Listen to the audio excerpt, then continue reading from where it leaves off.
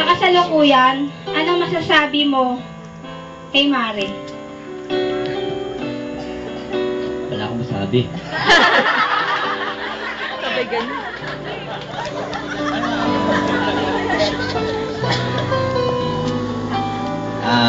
Ang masasabi ko lang, ano nga ba sabihin ko? Sino Sa sa'yo, ate? trabaho ko na Malabo rin. may bisyo, ganyan. Dahil sabi ko nga sa kanya, nakilala naman niya ako doon. At isang linggo ko niligawan yan, umiinom ako doon sa Ponda. Pagdating ng Biyernes Santo, sinagot na ako. Epic ko.